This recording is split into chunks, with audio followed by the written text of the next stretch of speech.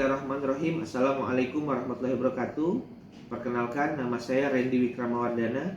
Saya lulusan dari S1 Pendidikan Fisika Universitas Jambi tahun 2004 sampai 2008. Kemudian S2 saya di Universitas Negeri Padang mengambil program studi S2 Teknologi Pendidikan konsentrasi Pendidikan Fisika dari tahun 2008 sampai 2011. Kemudian saya melanjutkan program doktor di Universitas Pendidikan Indonesia pada program studi pendidikan IPA konsentrasi pendidikan fisika dari tahun 2013 sampai 2017. Saat ini saya berhome base di program studi S3 Pendidikan dengan mengampu mata kuliah metodologi penelitian lanjutan, inovasi pembelajaran IPA, dan mata kuliah sistem evaluasi dan asesmen.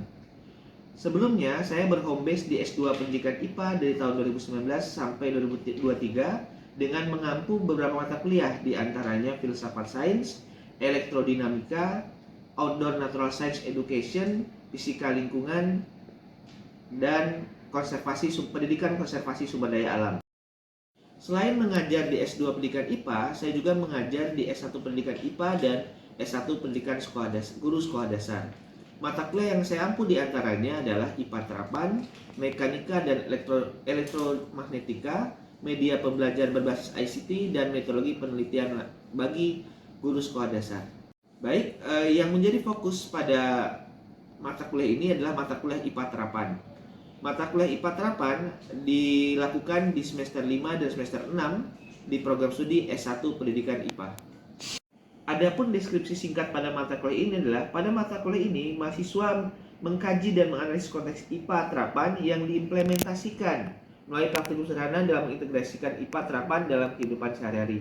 Kompetensi minimal yang harus dimiliki oleh mahasiswa adalah mahasiswa dapat menganalisis, mengidentifikasi, dan dapat membuat alat maupun bahan sederhana yang dapat diintegrasikan ke dalam IPA Terapan. RPS ini dikembangkan oleh saya bersama senior saya, yakni Prof. Aceng Ruyani. Jadi adapun CPL Prodi yang dibebankan pada mata kuliah diantaranya adalah yang pertama, menunjukkan sikap bertanggung jawab atas pekerjaan di bidang keahliannya secara mandiri, menguasai konsep, prinsip, dan aplikasi terkait IPA untuk mendukung proses pembelajaran IPA, kemudian mampu membuat perangkat pembelajaran IPA dengan menggunakan kaidah keilmuan dan prinsip desain instruksional melalui analisis materi subjek. Dalam hal ini melalui pedagogical content knowledge. Secara mandiri, pada mata kuliah ini meliputi dari bagaimana siswa atau mahasiswa dapat memanfaatkan ipteks dan lingkungan alam sekitar sebagai sumber belajar IPA. Jadi CPL yang keempat, mampu menerapkan pemikiran logis, kritis, sistematis, dan inovatif dalam konteks pengembangan dan implementasi ilmu pengetahuan dan teknologi yang memperhatikan dan menerapkan nilai humaniora yang sesuai dengan bidang keahliannya. Adapun capaian pembelajaran mata kuliah ini ada 3, yakni yang pertama, mahasiswa mampu menganalisis kajian IPA Terapan pada konteks fisika, kimia, biologi, dan lingkungan. Yang kedua, mahasiswa mampu mengumpulkan dan mengolah fenomena konsep IPA yang dapat diterapkan dalam kehidupan sehari-hari. Yang ketiga, mahasiswa mampu membuat aplikasi dan praktikum sederhana dalam mengintegrasikan nilai IPA Terapan dalam kehidupan sehari-hari. Pada mata kuliah ini, mahasiswa mengkaji dan menganalisis konteks IPA Terapan yang diimplementasikan melalui praktikum sederhana dalam mengintegrasikan IPA Terapan dalam kehidupan sehari-hari. Kemampuan minimal yang harus dimiliki dapat mengembangkan praktikum sederhana menggunakan alat dan bahan yang ramah lingkungan. Artinya tidak perlu menggunakan alat-alat yang mahal dan menggunakan lingkungan sebagai sumber belajar.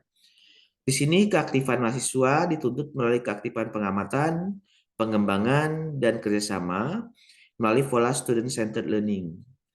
Perkuliahan ini dilakukan secara variatif menggunakan beberapa model, metode, dan pendekatan, diantaranya adalah small group discussion, kemudian role play and simulation, discovery learning, self-directed learning, cooperative learning, collaborative learning, contextual learning, problem-based learning, project-based learning, dan beberapa metode yang divariasikan dalam proses pembelajaran. Namun pada fokusnya yang digunakan adalah problem based dan project based, sehingga mahasiswa selain membuat sebuah project dalam bentuk produk, mahasiswa diberikan masalah yang menunjang kreativitas mahasiswa di dalam pembelajaran IPA terapan. Bahan kajian yang dikaji pada mata kuliah ini adalah yang pertama konteks IPA terapan. Di sini dimulai mengenalkan dengan hakikat sains itu seperti apa, terkait dengan bahwa sains itu sebagai sebuah proses dan sains sebagai sebuah produk, di mana mahasiswa tidak perlu uh, menggunakan bahan-bahan yang mahal gitu, sehingga dapat menggunakan sumber belajar dari lingkungan alam sekitar yang merupakan implementasi dari ilmu pengetahuan dan teknologi. Yang kedua, terkait dengan zat adiktif dan kandungan dalam bahan pangan. Ketiga, teknik pengawetan makanan. Yang keempat, teknologi ramah lingkungan, dalam hal ini pupuk cair dan pestisida organik, maupun beberapa konteks lain. Kemudian ada biopori, ada penjernihan air sederhana, ada teknik pengeringan, pendinginan pre-drying, ada ekoenzim, ada teknik budidaya pakan ternak dan perikanan, ada pitoremediasi, ada biodiesel, biogas, dan pembangkit listrik sederhana. Adapun pustaka utama yang digunakan dalam mata kuliah ini diantaranya adalah Science Everyday Things. Di sini menggunakan dari Judson Knight, yaitu terkait dengan Real Life Chemistry, Real Life Physics, and Real Life Biology. Selanjutnya juga menggunakan memang sedikit lama, tetapi masih konteksnya bisa dilakukan oleh mahasiswa di rumah maupun dalam perkuliahan. Itu buku terkait dengan Everyday Science, Fun and Easy Project for Making Practical Things dari Jossibas Publisher. Kemudian ada beberapa pendukung, di antaranya juga di sini kami mengembangkan, saya bersama Prof. Aceh mengembangkan buku panduan praktikum yang masih dalam proses pengajuan ISBN-nya. Kemudian beberapa materi yang sudah saya sampaikan tadi, bahwa fokus yang akan saya implementasikan di sini adalah terkait dengan mahasiswa mampu mengaplikasikan teknologi ramah lingkungan pada konteks pupuk organik cair dan pestisida organik. Mengapa tema itu saya pilih? Dikarenakan bahwa saat ini penggunaan pestisida kimia maupun pupuk kimia sangat tinggi. Gitu. Artinya apa? Mahasiswa perlu dikenalkan bahwa memang sesuatu yang organik memiliki dampak yang baik pada lingkungan. Nah, di sini juga menggunakan metode project based dan problem based, di mana mahasiswa menghasilkan sebuah produk pupuk organik cair dari bahan yang sederhana dan pestisida organik menggunakan bahan-bahan yang ramah lingkungan seperti bawang putih, seperti daun pepaya, dan beberapa tanaman lain yang sudah teridentifikasi mampu dijadikan bahan pestisida organik. Jadi kreativitas dituntut oleh mahasiswa nantinya mampu mengkombinasikan antara beberapa bahan, sehingga harapannya adalah menghasilkan pestisida organik yang sesuai dengan kebutuhan. Kemudian dalam RPS ini juga terdapat portofolio penilaian dan evaluasi ketercapaian CPL mahasiswa. Kemudian ada rubrik ketercapaian CPL mahasiswa. Di sini ada bentuk tugas, bobot. Jadi karena di sini fokusnya project based dan problem based, gitu ya, sehingga di sini juga terdapat penilaian ketercapaian CPL pada mata kuliah IPA terapan. Baik, sekian RPS yang saya sampaikan. Berikut cuplikan video proses pembelajaran pada mata kuliah IPA terapan pada konteks teknologi ramah lingkungan dan konteks pestisida organik maupun pupuk organik cair. Berikut cuplikan videonya.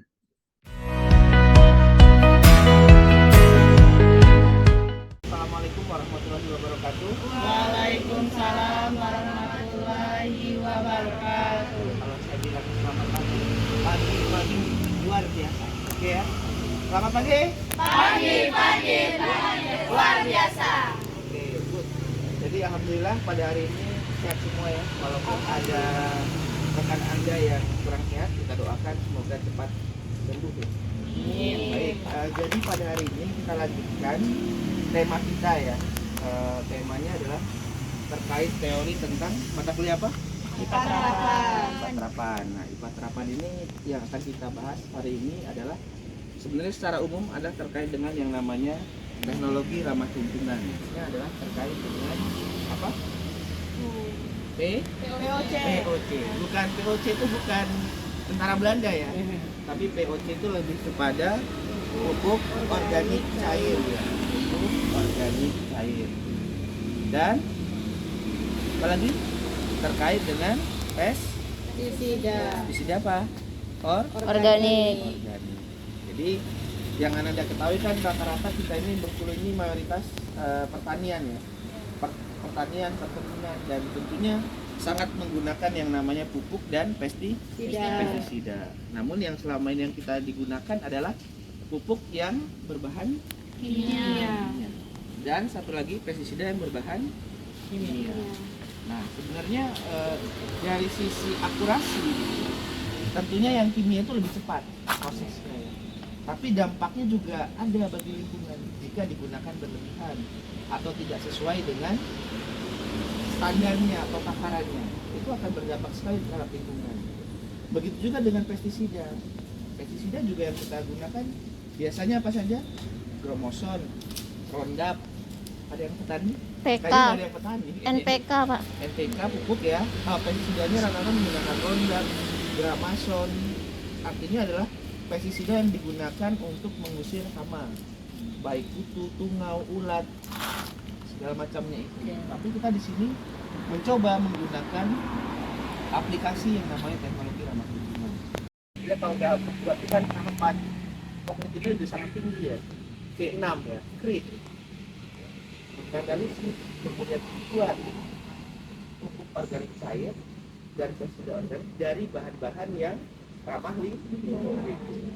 Harapannya apa? Sebenarnya nanti tugas Anda adalah minggu depan ini cari tanaman-tanaman yang kira-kira ada jamurnya, kira-kira nampak ulatnya. Nanti di foto saya coba kita gunakan pestisida yang kita buat. Harapannya itu. Jadi kita bisa langsung praktik. Benar nggak bahwa pestisida maupun pupuk organik cair ini memang bermanfaat bagi tanaman kita? Nah, kalau Anda perhatikan di sebelah kiri, ini adalah penelitian kakak-kakak tingkat Anda ya, dan juga beberapa dari S2 IPA. Nah, harapannya apa? Ini bisa kita gunakan, kita implementasikan untuk pupuk organik cair yang akan Anda buat.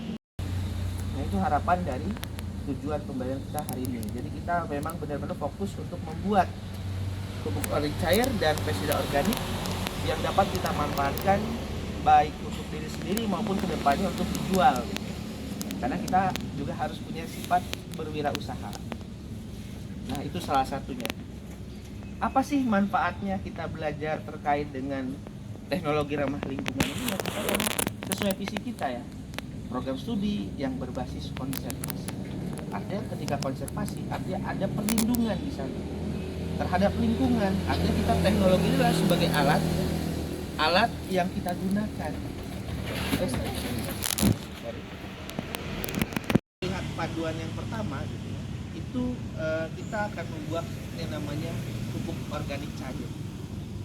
Artinya di sana kalau kita lihat ada gula pasir ya. Kenapa menggunakan gula pasir? Kira-kira ada yang tahu jawabannya?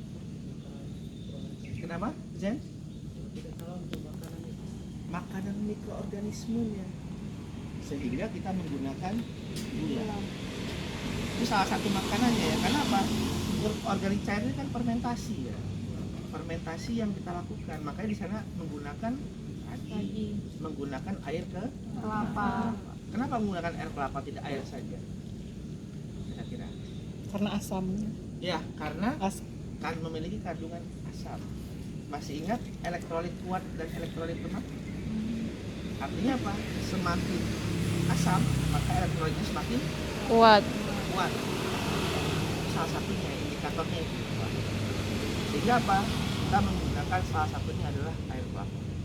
Artinya apa? Agar mempercepat fermentasi. Kemudian yang kedua, kita membuat yang namanya pestisida organik. Iya, langsung. Iya, tapi diingat diapain dulu? Dihaluskan dulu. Masuk pakai plastik. Masukkan semuanya ke dalam itu. Jadi supaya nanti nggak ada gumpalan. Itu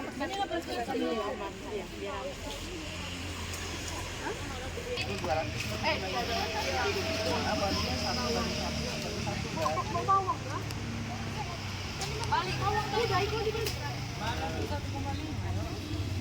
Beras berarti ini 15 juga. Karena 10 banding 1 banding 1. Kita nggak pakai air kan? Nah gulanya 150 gram kan? 1500 ml, kemudian 150 gram gula, kemudian 15 gram ragi dan 15 gram dari Ajinomotonya kan? Dikurangin aja, kurang lebih 5 gram. Nggak ditimbang, Pak. Sebenarnya bisa ditimbang, cuman kalau apa ambil aja beberapa, kira-kira aja. Baik, Ananda semua, alhamdulillah untuk kegiatan yang pertama sudah selesai ya. Nah, ini produknya ya, kurang lebih warnanya sama ya. Cuma nanti yang agak berbeda adalah tingkat dari baunya dan keasamnya. Nanti bisa kita apa? Cara langsung bisa kita amati. Ketika kita hirup, tidak ada bau rasa asamnya, ada bau wangi dari kelapanya, itu berarti sudah, tapi tidak ada endapan kan di bawah, berarti sudah berhasil. Tetapi juga perlu diperhatikan, kalau kita membaca panduan ya, itu ada berapa hari? 15 hari ya, 14 sampai 15 hari. Jadi pastikan setiap hari itu dibuka ya. Karena apa? Kan fermentasi itu menghasilkan gas ya. Nah, jadi ketika dibuka kurang lebih 5 menit tutup lagi. Setiap hari 1 kali. Mau pagi, mau sore boleh. Tapi dibuka kurang lebih 5 menit. Nanti setelah itu sampai hari ke-14, jika ketika kita buka sudah tidak ada gasnya lagi, berarti bisa kita langsung gunakan. Bisa untuk tanaman-tanaman seperti tadi Milzen katakan, ada untuk terong, untuk bawang, bisa. Jadi itu membuat cepat pertumbuhan dari tanaman. Nah, untuk yang kedua itu kita membuat apa? Pestisida organik dari bawang putih. Sebenarnya bawang putih itu selain untuk bakteri juga bisa untuk seperti kutu, jamur, juga efektif ya. Untuk mengusir atau hama-hama atau gulma-gulma di tanaman, bisa pada kutu, bisa pada jamur tanaman. Nah, untuk langkah-langkahnya silahkan diamati dan lihat di panduan elektronik ya yang sudah dibagikan. Jadi perhatikan, dibaca, ikuti langkah-langkahnya. Nah, ada tadi mana? Nah, ini ada bawang putih rekan Anda seperti ini, tidak apa-apa sebenarnya. Yang pasti ketika pada saat mengadukan itu benar-benar larut. Dan ketika disaring itu tidak ada lagi gumpalan atau ampas-ampas dari bahannya. Nah, ini agak sedikit bau memang, tetapi ya sesuai ya. Nanti untuk tanaman gulmanya adalah untuk jamur dan kutu rata-rata. Kemudian dipastikan lagi, kan ini menggunakan deterjen ya, ada gumpalan-gumpalan busa. Nah, itu jangan dimasukkan ke dalam botol, jadi busanya dibuang dulu.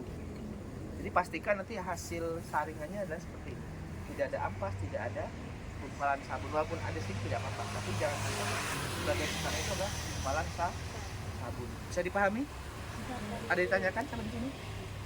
Cukup ya, ikuti langkah-langkah yang ada pada panduan, dibaca dengan tepat. Jika ada kendala bisa ditanyakan kepada saya.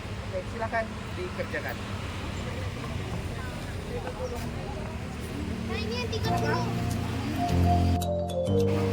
Ini lalu sampai merata juga tidak ada gumpalan. Kemudian saring dengan masuk ke botol berapa? Saring dengan Disesuaikan dengan airnya ini berapa gram? Bistira, minta botol.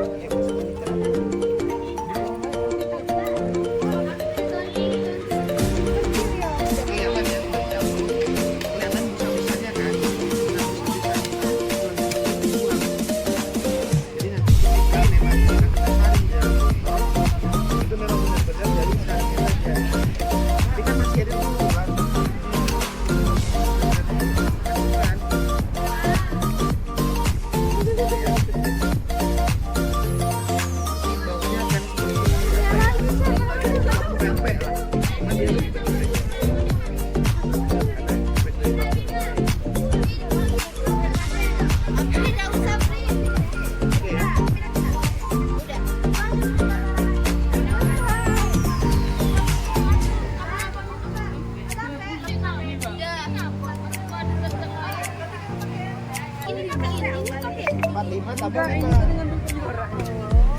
Ini 45 tambah 5. Langsung masukkan.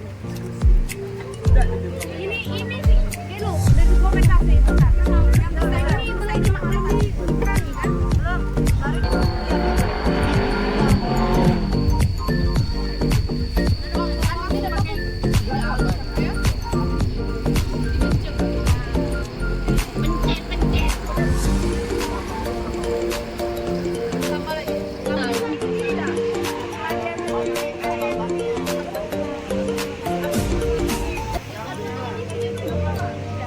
Daun pepaya. Sudah bawang putih. Coba lihat. Ini ada 2 warna ya, perhatikan. Ada 2 warna ya. Sebenarnya ada 3 warna. Ada yang warna hijau, ada yang warna kekuningan. Coba yang hijau, bawa ke sini. Nah ini ada yang hijau. Nah itu dia. Nah, perhatikan. Jadi ada 3 warna ya. Jadi ada warna kuning ya, kuning-kuningan. Ada warna agak hijau sebenarnya ini, dan ada warna putih. Sebenarnya ini sama ya, cuman perbedaan dari usia bawang putihnya. Sebenarnya yang paling kuat itu yang warna hijau. Hijau, kemudian ada yang warna putih dan ada yang warna putih. Artinya apa? Yang penting kita sudah berusaha meminimalisir dari bisanya. Nah ini untuk berapa hari kita simpan? Nah, coba dibaca. Bawang putih berapa? Coba dibaca lagi panduannya. Coba dibaca berapa hari? Didiamkan. Coba dilihat di bawah ada paling bawah. Ya, perhatikan ya. Jadi 24 jam, tolong jangan dibuka tutup botolnya. Ini jam berapa? 9.40, berarti besok kurang lebih jam 9.40 baru boleh kita buka dan digunakan. Kenapa kira tidak perlu kita buka?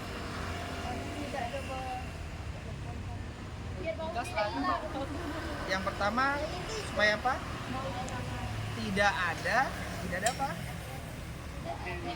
Udara lain yang masuk yang mempengaruhi dari kualitas dari pestisida organik. Yang kedua kan dia juga ada proses fermentasi kan.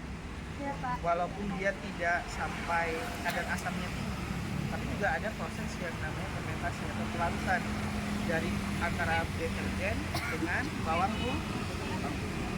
Jadi tolong harusnya ditutup dengan rapat 24 jam, besok bisa kita gunakan. Bisa dipahami?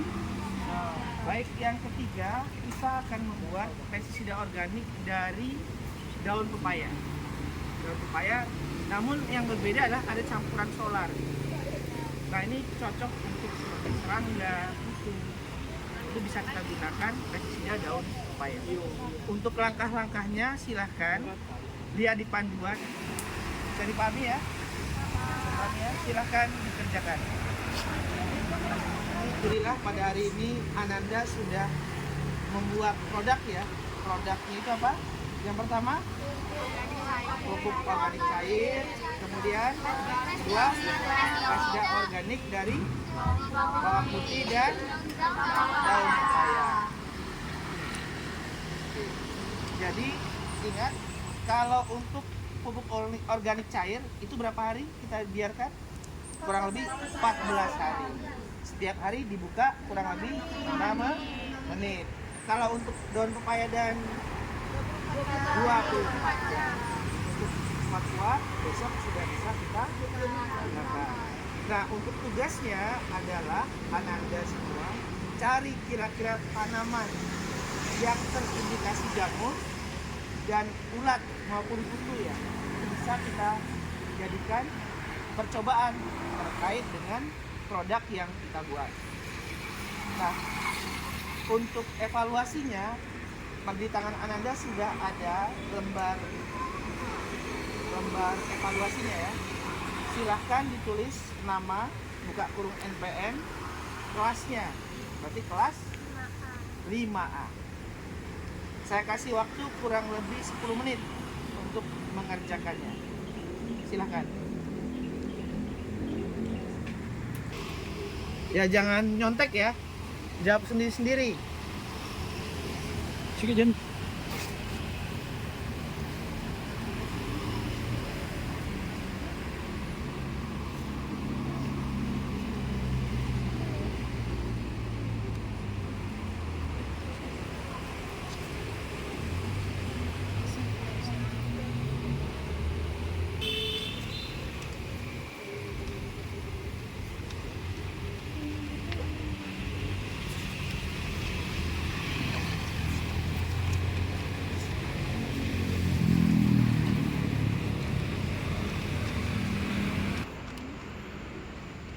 Soalnya terkait dengan konteks yang kita buat. Jadi setelah ini kita foto bersama ya dengan pihak kelompok sama-sama. Jadi kita balik dengan tujuan kita tercapai ya. Sudah bisa membuat yang namanya pupuk organik cair. Perhatikan nanti ngobrol nanti ya, perhatikan di sini. Jadi hari ini kita sudah bisa membuat pupuk cair, bisa membuat pestisida organik dari bawang putih dan daun pepaya. Harapannya nantinya tugasnya adalah kita gunakan, kita praktik langsung ya. Benar nggak sih bahwa memang pupuk organik cair ini bisa membantu pertumbuhan tanaman, mempersubur dari tanaman dan membuat tanaman menjadi subur. Kemudian pestisida yang kita gunakan itu bisa nggak memang mengurangi lah kutu, jamur, serangga yang hinggap di tanaman yang ada di rumah kita. Nah, jadi kesimpulannya adalah bahwa ternyata membuat pupuk organik dan pestisida itu tidak terlalu sulit kan, dengan bahan-bahan yang relatif sangat-sangat sederhana dan menggunakan alat-alat yang bisa kita temukan sebagai limbah ya, limbah botol, limbah daun pepaya itu bisa kita gunakan, dan juga limbah air kelapa. Nah, untuk minggu depan itu kita akan membuat ragi ya. Nah, ragi itu kita usahakan membuat 2 jenis. Pertama ragi tape, yang kedua ragi tempe. Nah, apa yang perlu disiapkan? Nah, jadi yang pertama, kalau ada yang punya cetakan untuk buat kue, ada yang bisa bintang, ada gula, itu bisa dibawa. Dan jangan lupa juga membawa pewarna makanan, bukan pewarna kain ya. Karena harapannya apa? Ragi yang kita buat ini nantinya kita uji lagi. Jadi misalkan saya sudah selesai nih raginya. Nah, untuk mengetahui berhasil atau tidaknya, maka tugas Ananda membuat makanan atau ya bahan makanan ya yang menggunakan olahan ragi yang Anda buat. Indikatornya apa, Pak? Jika berhasil bisa dikonsumsi. Jadi ada 2 ya, ragi tape dan ragi tempe. Bahannya sangat mudah sekali. Jadi untuk langkah-langkahnya ada di panduan. Nanti saya share kembali ya. Hanya saja yang saya lupa memang meletakkan adalah membawa cetakan. Bebas saja, sekreatif mungkin. Mau gambar bintang, mau gambar bulan itu silakan. Dan juga membawa pewarna makanan. Saya bebaskan mau warna apa saja, yang penting sekreatif mungkin. Apakah kuning, hijau, biru, ungu, diperbolehkan. Sampai sini ada yang kurang jelas? Ada yang tanyakan? Cukup ya? Alhamdulillah hari ini perkuliahan kita telah selesai. Mudah-mudahan apa yang sudah kita pelajari bisa bermanfaat dan bisa Anda gunakan minimal untuk diri sendiri dan untuk orang lain. Jika bagus hasilnya, mungkin bisa dipasarkan atau bisa Anda untuk berwirausaha. Mungkin itu saja dari saya, kurang lebihnya saya minta maaf. Saya akhiri, wassalamualaikum warahmatullahi wabarakatuh. Selamat siang.